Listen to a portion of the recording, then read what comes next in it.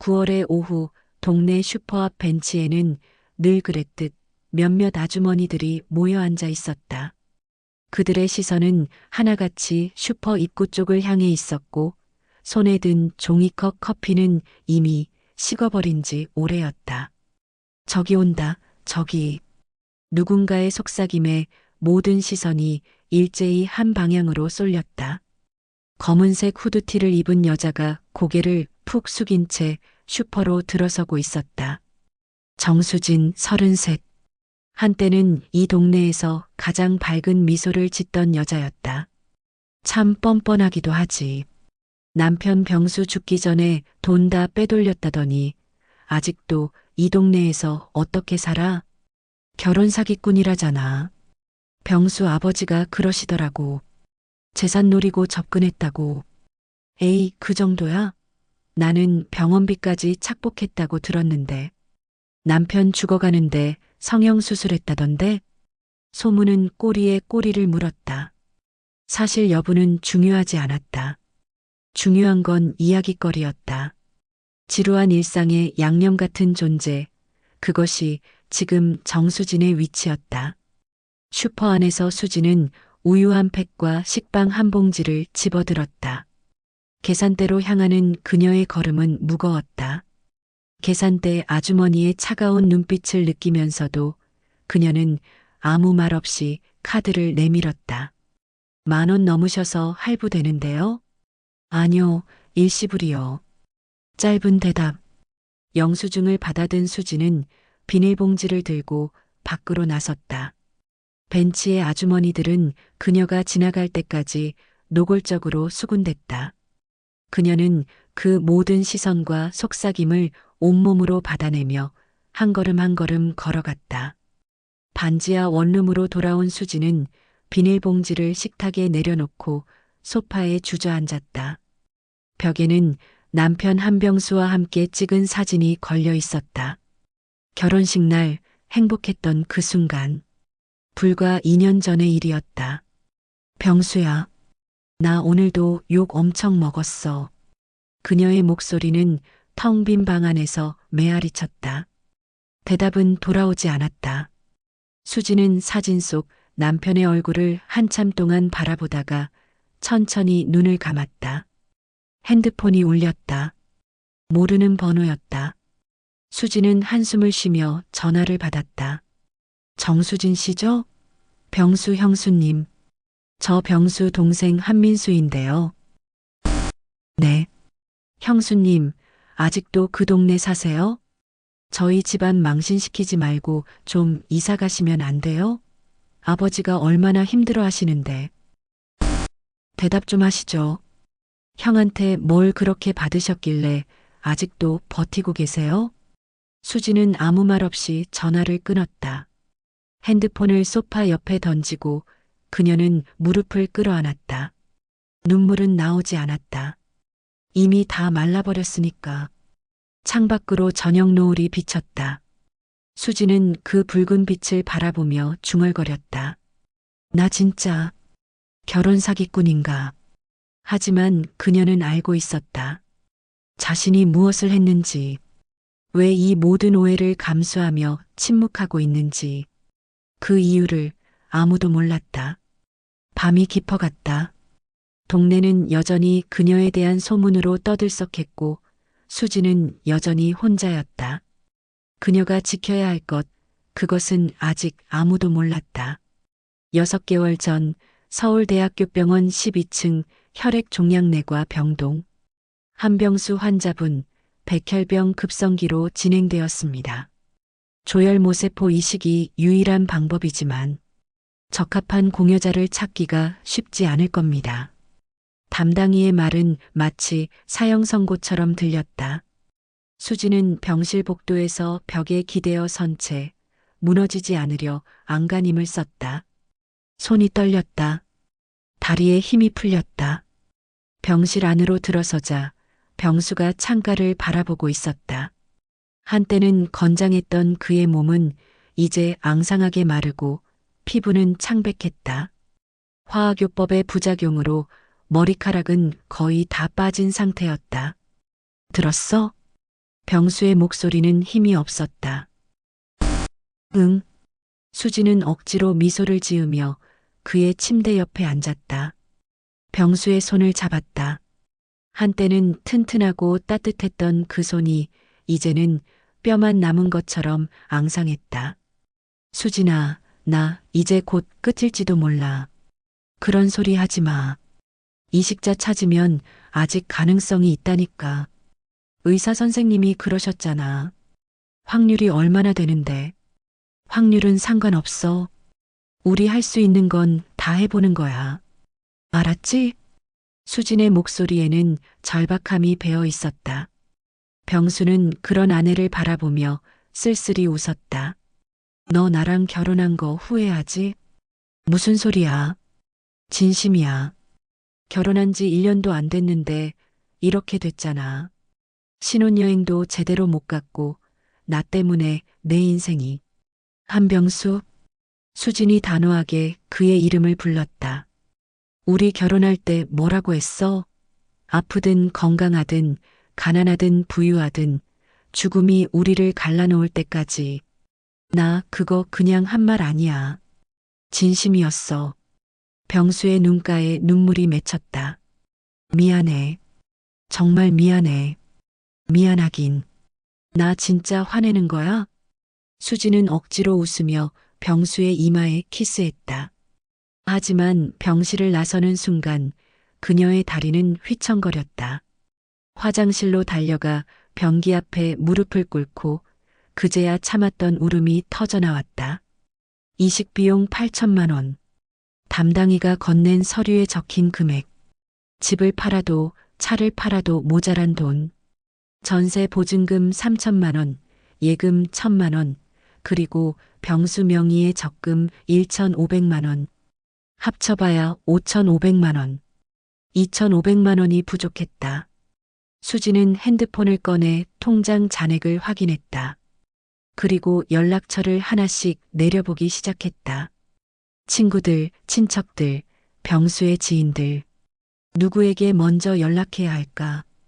그날 밤 병실에서 함께 잔 수지는 병수의 고른 숨소리를 들으며 생각했다. 이 사람 꼭 살릴 거야. 무슨 일이 있어도. 그것이 그녀가 할 수 있는 유일한 방법이었다.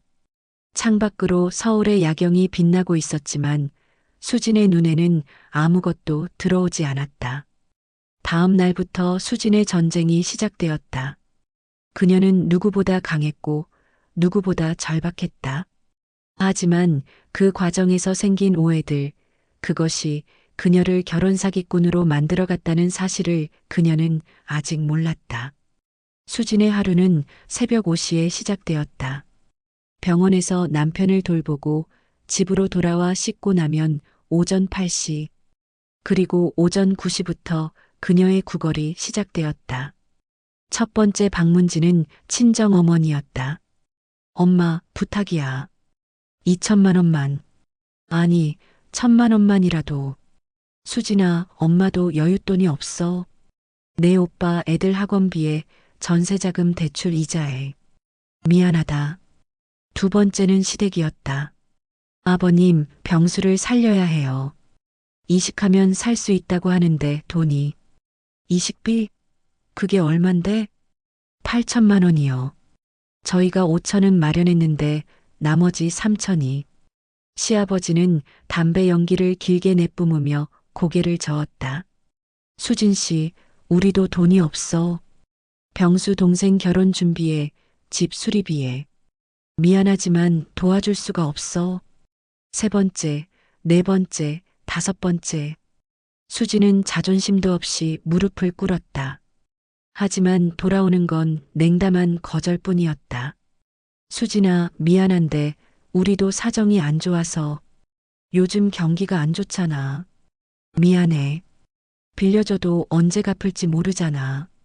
일주일이 지났다. 수지는 병수의 대학 후배 김재현을 찾아갔다. 재현은 IT 벤처 기업을 운영하며 어느 정도 성공한 사업가였다. 재현 씨, 제발 부탁이에요. 3천만 원만. 꼭 갚을게요. 이자도 드릴게요. 카페에서 마주 앉은 재현은 난처한 표정을 지었다. 형수님, 저도 지금 회사 자금 사정이 안 좋아서요. 투자 유치도 실패했고, 그럼 2천만 원만이라도요. 제발이요. 형수님, 제 말 들어보세요. 저도 돈이 없어요. 진짜로. 수진의 눈에서 눈물이 떨어졌다. 재현 씨, 병수가 죽어가고 있어요. 진짜 시간이 없어요. 재현은 한숨을 쉬며 자리에서 일어났다. 형수님, 제가 아는 대부업체 소개해 드릴게요. 이자가 좀 높긴 한데, 그것밖에는 방법이 없을 것 같아요. 고맙습니다. 그날 밤 수지는 대부업체를 찾아가 2천만 원을 빌렸다. 이자는 월 5%, 감당할 수 없는 금액이었지만 선택의 여지가 없었다. 하지만 이 모든 과정이 소문으로 퍼지는 데는 그리 오래 걸리지 않았다. 정수진이 여기저기 돈 빌리러 다닌대. 남편 죽어가는데 뭐 하려고 그렇게 돈이 급해? 사치하려고 그러는 거 아니야? 명품백 들고 다니더라던데. 에이, 설마. 근데 뭔가 수상하긴 해. 병원비는 보험으로 다 나오잖아. 소문은 점점 더 기괴하게 변형되어 갔다. 남편 죽으면 보험금 타려고 치료 안 한대. 아니, 남편 재산 빼돌리고 있다던데? 결혼 사기꾼이야, 결혼 사기꾼. 병수 불쌍해서 어떡해. 수지는 이 모든 소문을 알고 있었다. 병원 복도에서, 슈퍼에서, 심지어 병실 밖에서도 사람들의 수군거림이 들렸다. 하지만 그녀는 아무 해명도 하지 않았다. 왜냐하면 지금 중요한 건 단 하나뿐이었으니까. 병수를 살리는 것. 그 외의 모든 것은 나중 문제였다. 설령 그것이 자신의 평판이라 할지라도 조혈모세포 이식 적합자를 찾지 못한 채 2달이 흘렀다. 병수의 상태는 급격히 악화되었다. 폐에 물이 차고 신장 기능이 떨어졌다. 중환자실로 옮겨진 지 일주일째. 보호자분, 잠깐 나오시죠. 담당이가 수진을 복도로 불렀다. 그의 표정이 심상치 않았다. 각오하셔야 할 것 같습니다. 오늘 밤이 고비일 겁니다. 수진의 세상이 무너지는 소리가 들렸다. 아니에요. 이식만 하면 된다고 하셨잖아요. 돈도 다 준비했어요. 적합자만 나오면. 적합자가 나오지 않았습니다. 그리고 환자분의 상태가 이제 이식을 받을 수 있는 상태도 아닙니다. 그럼 어떻게 해요? 어떻게 하라고요?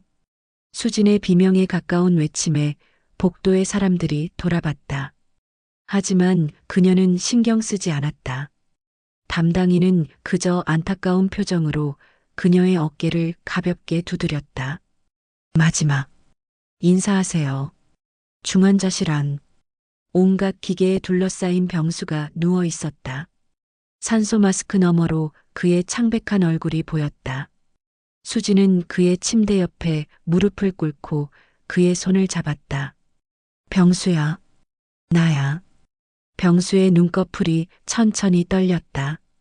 간신히 눈을 뜬 그는 수진을 바라봤다. 수진아. 응, 나야. 아프지? 조금만 참아. 조금만 더. 고마워. 정말 고마워. 무슨 소리야? 우리 아직 할 일이 많잖아. 제주도 여행 가기로 했고, 집도 사기로 했고. 수진아, 너 행복하렴. 무슨 소리 하는 거야? 우리 같이 행복할 거잖아. 하지만 병수는 더 이상 대답하지 않았다. 그의 손에서 힘이 빠졌고 심전도 모니터에 삑삑거리는 소리가 길게 이어졌다. 환자분 심정지, 심폐소생술 준비. 의료진이 달려들었지만 이미 늦었다. 수지는 그저 남편의 손을 꼭 잡고 있을 뿐이었다. 그날 밤 9월 12일 오후 11시 37분. 한병수는 38배 나이로 세상을 떠났다. 장례식장은 서울대학교 병원 지하 1층에 마련되었다. 빈소 앞에는 병수의 영정 사진이 걸렸다. 환하게 웃고 있는 그의 모습. 문상객들이 하나둘 찾아왔다. 하지만 수진을 바라보는 그들의 시선은 차가웠다. 저 여자 때문에 병수가 그렇게 된 거래. 돈 빌려서 다 어디에 썼대? 가족들한테 물어봤더니 치료비로 쓴 게 아니래. 다 빼돌렸대. 수진은 상복을 입고 조용히 앉아 있었다. 시댁 식구들은 그녀를 철저히 외면했다. 시아버지는 문상객들에게 이렇게 말했다. 저 여자 때문에 우리 병수가 고생하다 갔습니다. 앞으로 우리 집안 사람 아닙니다. 수지는 고개를 숙인 채 아무 말도 하지 않았다. 그저 남편의 영정을 바라보며 눈물만 흘렸다. 사흘간의 장례식이 끝나고 하관식이 진행되었다. 병수는 경기도 어느 공원묘지에 묻혔다. 마지막으로 흙을 덮을 때 수지는 무릎을 꿇고 땅바닥에 이마를 댔다. 미안해. 못 살려줘서 미안해. 하지만 돌아오는 건 침묵뿐이었다. 장례를 치른 다음 날 시댁에서 수진을 불렀다. 시아버지, 시어머니, 그리고 시동생 민수가 거실에 앉아 있었다. 앉아. 시아버지의 목소리는 냉랭했다. 수지는 소파 끝자리에 조심스럽게 앉았다. 정수진 씨. 네. 우리 병수 죽게 만든 게 누구야? 제가 아니에요. 아니긴 뭐가 아니야. 내가 여기저기 돈 빌리러 다니면서 우리 집안 망신시키고 병수 스트레스 받게 해서 결국 이렇게 된 거잖아. 시아버지가 탁자를 내리쳤다. 수지는 움찔했지만 고개를 들지 않았다. 아버님, 저는 병수를 살리려고. 살리려고? 그래서 뭘 했는데? 병수 명의로 대출받고 병수 적금 깨고 보험금까지 알아보고 다녔다며? 그건 오해예요. 이식 비용 때문에. 이식? 이식은 무슨?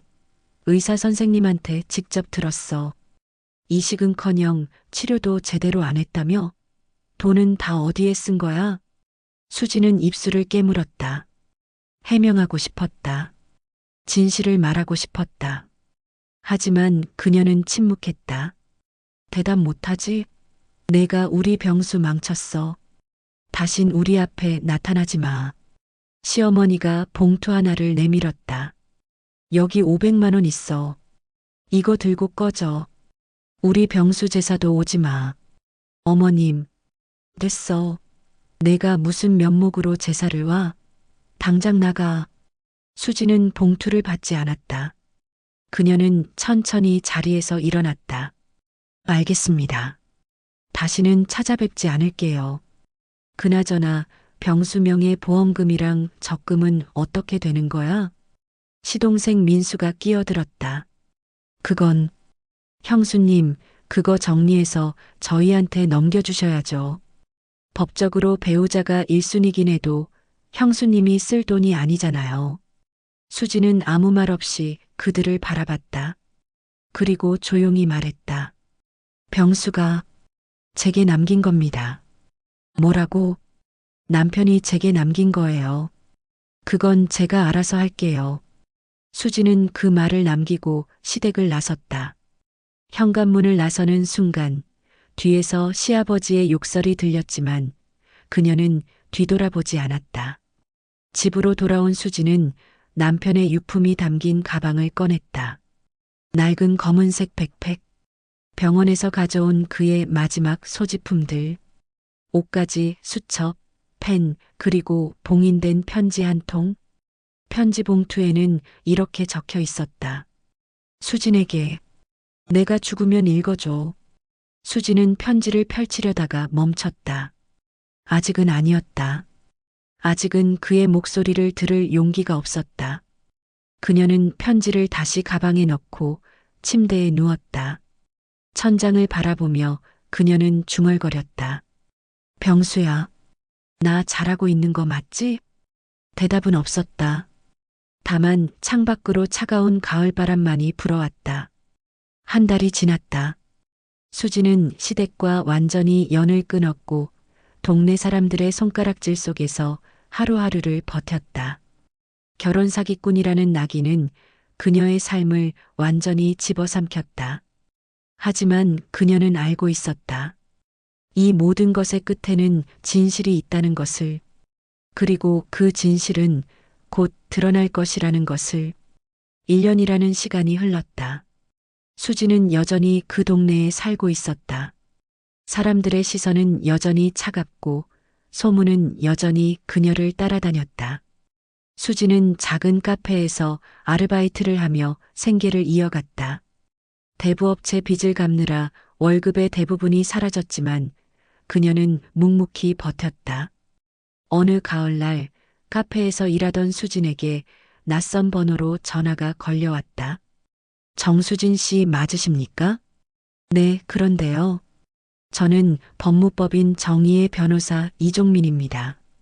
한병수 씨와 관련하여 중요한 안건이 있어 연락드렸습니다. 병수요? 네. 고인께서 남기신 유언장 집행과 관련하여 시댁 가족분들과 함께 자리를 마련했습니다. 이번 주 금요일 오후 2시 저희 사무실로 오실 수 있으신가요? 수지는 멈칫했다. 유언장? 병수가 유언장을 남겼다고? 변호사님, 그게 무슨 말씀이신지 자세한 내용은 당일에 말씀드리겠습니다. 꼭 참석해 주시기 바랍니다. 전화가 끊겼다. 수지는 핸드폰을 든 채 멍하니 서 있었다. 카페 매니저가 걱정스러운 표정으로 물었다. 수진 씨, 무슨 일 있어요? 아니에요. 괜찮아요. 하지만 괜찮지 않았다. 병수가 유언장을 남겼다니. 그것도 자신이 모르게. 금요일이 되었다. 수지는 유일한 정장을 꺼내 입고 강남에 있는 법무법인으로 향했다. 20층 건물의 12층, 고급스러운 인테리어의 사무실이었다. 정수진 씨죠? 이쪽으로 오세요. 안내를 받아 회의실로 들어서자 이미 시댁 식구들이 앉아 있었다. 시아버지, 시어머니, 시동생 민수. 그들은 수진을 보자 노골적으로 인상을 찌푸렸다. 왜 저 여자를 불렀어요? 민수가 변호사에게 따졌다. 유언장 집행을 위해 필수적으로 참석하셔야 하는 분입니다. 유언장이요? 우리 병수가 무슨 유언장을? 시아버지의 말에 변호사 이종민이 서류 가방에서 봉인된 봉투를 꺼냈다. 한병수 씨께서 돌아가시기 한 달 전 저를 찾아오셨습니다. 그리고 이 유언장을 작성하셨습니다. 유언 공증까지 완료된 법적 효력이 있는 문서입니다. 회의실이 조용해졌다. 모두의 시선이 변호사의 손에 들린 봉투로 쏠렸다. 유언장의 내용을 공개하기 전에 한 가지 말씀드리겠습니다. 고인의 뜻이 담긴 문서이니 끝까지 경청해 주시기 바랍니다. 변호사는 봉투를 뜯고 안에서 편지 2장을 꺼냈다. 하나는 법적 유언장, 하나는 개인적인 편지였다. 먼저 유언장부터 읽겠습니다. 변호사의 목소리가 회의실에 울려 퍼졌다. 나 한병수는 온전한 정신 상태에서 다음과 같이 유언한다. 첫째, 나의 모든 재산은 배우자 정수진에게 상속한다. 둘째, 생명보험금 전액 2억 원은 정수진에게 귀속된다. 셋째, 적금 및 예금 전액 3천만 원은 정수진에게 귀속된다. 넷째, 그 어떤 가족도 이에 대해 이의를 제기할 수 없다. 뭐라고요? 시아버지가 벌떡 일어났다. 이게 무슨 소리야? 2억? 보험금이 2억이나 됐어? 네. 고인께서 결혼 직후 생명보험에 가입하셨고 수익자를 배우자로 지정하셨습니다. 안 돼. 이건 말도 안 돼. 저 여자가 깨어낸 거야. 우리 병수가 그럴 리가 없어. 시어머니도 울먹이며 소리쳤다. 우리 아들이 저 여자한테 속은 거예요. 결혼 사기꾼이라니까요. 하지만 변호사는 침착하게 말했다. 유언 공증 당시 고인의 정신 상태는 명료했고 강요나 기망의 흔적은 전혀 없었습니다. 법적으로 완벽한 유언장입니다. 그럼 우리는 아무것도 못 받는다는 거예요? 민수가 항의했다.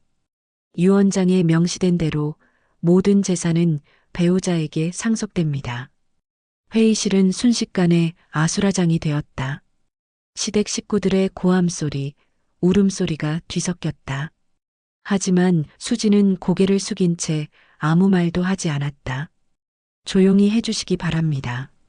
아직 읽어드릴 게 남았습니다. 변호사가 두 번째 편지를 펼쳤다. 이것은 고인께서 가족들에게 남긴 개인적인 편지입니다. 모두가 숨을 죽였다. 변호사의 목소리가 다시 울려 퍼졌다. 그리고 그 순간 1년간 숨겨져 있던 진실이 비로소 세상에 드러나기 시작했다. 변호사 이종민은 두 번째 편지를 천천히 펼쳤다. 그의 손이 미세하게 떨리는 것이 보였다. 편지를 미리 읽어본 그조차 이 내용에 마음이 흔들렸던 것이다. 고인 한병수 씨가 가족들에게 남긴 편지를 낭독하겠습니다. 회의실은 정적에 휩싸였다. 아버지, 어머니, 민수, 그리고 내 사랑하는 아내 수진에게 이 편지를 읽고 계시다면 나는 이미 이 세상 사람이 아닐 것입니다. 먼저 말씀드리고 싶은 것은 제발 수진을 미워하지 말아달라는 것입니다. 아버지, 어머니, 그리고 민수, 너희들이 수진을 결혼 사기꾼이라고 부른다는 것을 나는 알고 있습니다.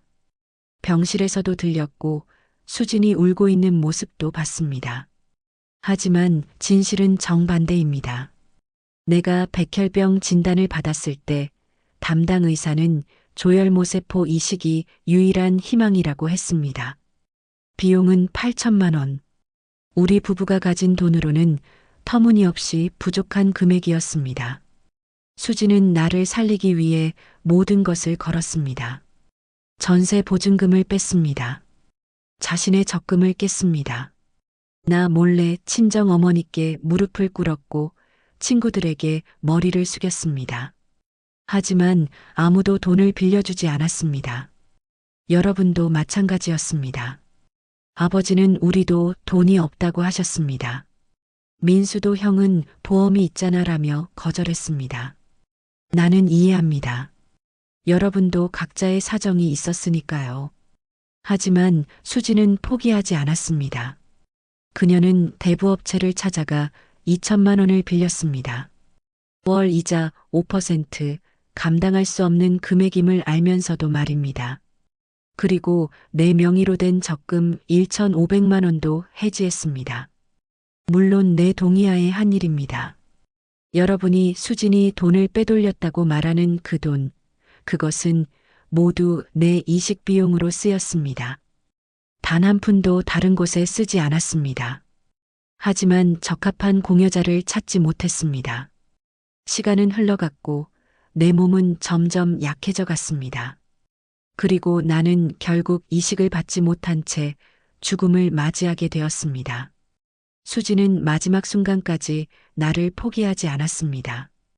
의사들이 더 이상 희망이 없다고 말할 때도 그녀는 다른 병원을 알아보자고 했습니다.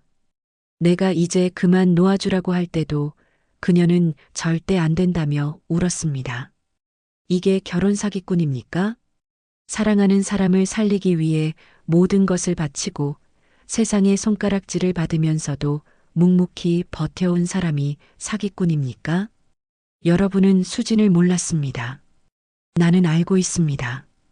그녀가 얼마나 강한 사람인지, 얼마나 따뜻한 사람인지.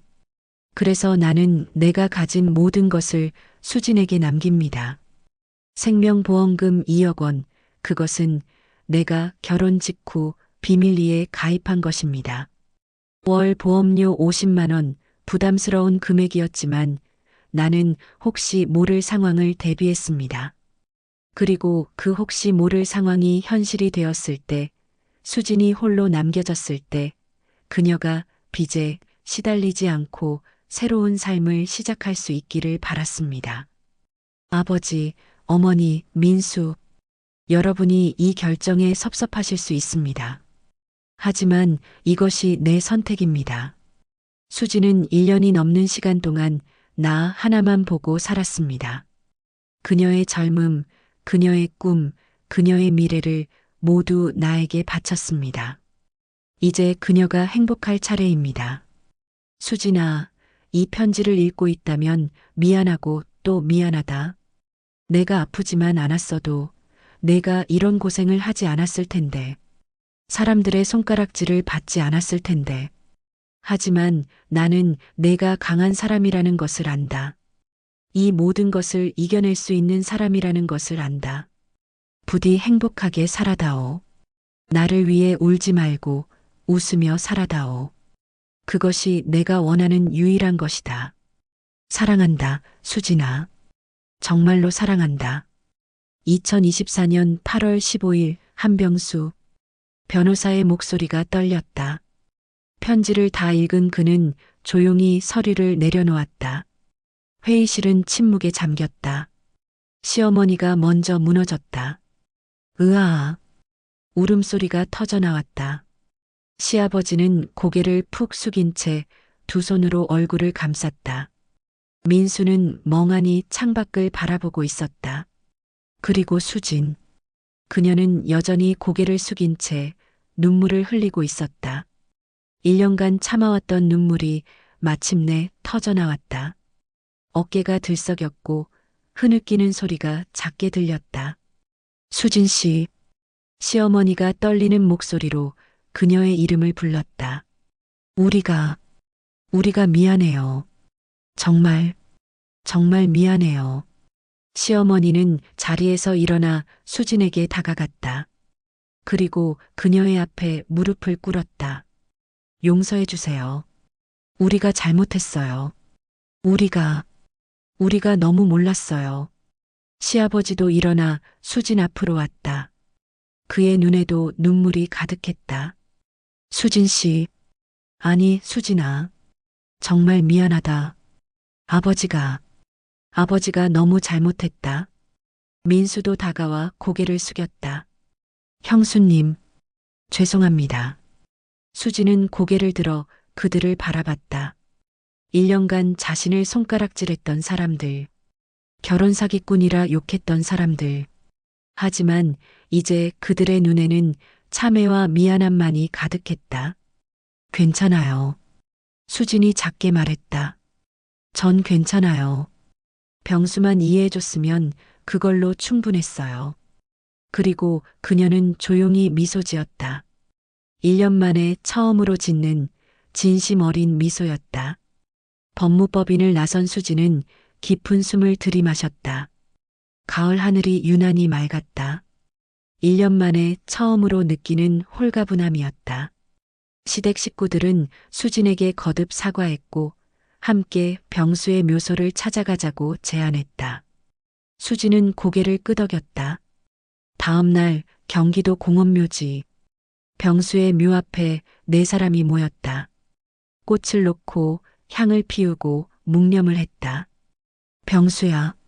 시아버지가 아들의 묘비를 쓰다듬으며 말했다. 아버지가 미안하다. 수진이를 몰라봐서 미안하다. 내가 그렇게 좋은 사람을 만났는데 아버지가 그걸 몰랐다. 시어머니도 무릎을 꿇고 울었다. 우리 병수, 엄마가 잘못했어. 며느리를 그렇게 대해서 정말 미안해. 민수는 조용히 형의 묘 앞에 술 한 잔을 따랐다. 형수님 잘 부탁한다고 했잖아. 근데 나는 뭘 했어. 형수님한테 그렇게 대하고. 정말 죄송합니다, 형. 수지는 그들을 바라보다가 천천히 묘비 앞으로 다가갔다. 그리고 무릎을 꿇고 앉아 병수의 이름이 새겨진 돌을 쓰다듬었다. 여보, 다 끝났어. 이제 다 끝났어. 당신이 남긴 편지 덕분에 모든 오해가 풀렸어. 그녀의 목소리는 떨렸지만 차분했다. 근데 말이야. 나 그 돈 받지 않을 거야. 뒤에 있던 시댁 식구들이 놀라 그녀를 바라봤다. 수진아, 그게 무슨 소리야? 시아버지가 물었다. 수진은 뒤돌아보며 미소 지었다. 병수가 남긴 보험금 2억, 저는 받지 않을 거예요. 왜? 그건 병수가 너한테 남긴 거잖아. 맞아요. 병수가 제게 남긴 마음이에요. 그 마음만으로 충분해요. 수지는 가방에서 서류 봉투를 꺼냈다. 어젯밤 작성한 서류였다. 이 돈은 세 부분으로 나누려고 해요. 5천만 원은 백혈병 환자들을 위한 기부금으로 5천만 원은 부모님께, 그리고 나머지 1억은 조혈모 대포 기증 캠페인 기금으로 쓰려고 해요. 수진아, 병수가 이식을 받지 못해서 죽었잖아요. 그러니 다른 사람들은 적어도 기증자를 찾을 수 있는 기회라도 늘려주고 싶어요. 그게 병수가 진짜 원하는 일일 것 같아서요. 시어머니가 수진을 끌어안았다. 고맙다, 정말 고맙다. 우리 며느리. 우리가 정말 모르고 있었구나. 그리고 병수 명의 적금 3천만 원은 제가 갚아야 할 빚을 갚는 데 쓸게요. 병수를 살리려고 빌린 돈이니까 제대로 정리하고 싶어요. 민수가 고개를 저었다. 형수님, 그 빚은 저희가 갚겠습니다. 저희가 형수님이 그렇게 힘들 때 외면했으니까. 이건 저희가 할 일이에요. 민수야. 그리고 형수님, 저희 집 2층에 빈 방이 있어요. 거기서 지내시면 안 될까요? 아니면 저희가 전세 보증금이라도. 수지는 손을 저었다. 괜찮아요. 저 혼자 잘할 수 있어요. 다만, 그녀는 다시 병수의 묘를 바라봤다. 가끔 이렇게 함께 와줄 수 있으면 좋겠어요. 병수한테 안부 전해주면서요. 그럼요, 물론이죠. 해가 서쪽으로 기울고 있었다. 붉은 노을이 묘지를 물들였다. 수지는 마지막으로 병수의 묘비에 이마를 대고 속삭였다. 고맙다, 병수야. 나를 믿어줘서. 3개월 후, 수지는 작은 카페에서 여전히 일하고 있었다. 하지만 이제 그녀를 바라보는 동네 사람들의 시선이 달라졌다. 병수가 남긴 편지의 내용이 알려지면서 사람들은 그제야 진실을 알게 되었다. 수진 씨, 정말 미안했어요. 우리가 너무 몰랐네요. 슈퍼 아주머니가 사과했다. 그동안 힘드셨죠? 정말 대단하세요. 이웃 아주머니들도 하나둘 찾아와 사과했다. 수지는 그들을 원망하지 않았다. 그저 미소로 받아들였다. 어느 토요일 오후 수지는 병수의 병실이 있던 서울대병원을 찾았다. 12층 혈액종양내과. 그녀는 병수가 입원했던 병실 창가에 서서 밖을 바라봤다. 여보, 보여? 저 하늘. 창밖으로 펼쳐진 서울의 풍경. 햇살이 따스하게 내리쬐었다. 당신 말대로 나 이제 행복하게 살 거야. 울지 않고 웃으면서. 약속할게. 바람이 불어왔다. 마치 병수의 대답처럼 느껴졌다. 그래, 수진아. 고맙다. 수지는 눈을 감고 그 목소리를 들었다. 그리고 조용히 미소 지었다. 복도 끝에서 간호사가 그녀를 알아보고 다가왔다. 혹시 한병수 환자분 보호자셨죠? 아, 네. 맞아요. 저 기억하세요? 당시 담당 간호사였어요. 그때 정말 남편분 살리시려고 얼마나 애쓰셨는지 다 봤어요. 의료진들도 다 알고 있었어요. 간호사의 눈에 눈물이 맺혔다. 결혼 사기꾼이라는 소문 들었을 때 우리 의료진들 다 화났어요. 그런 거짓말이 어떻게 퍼진 건지 정말 화가 났어요. 이제 다 끝났어요. 진실이 밝혀졌으니까요. 다행이에요.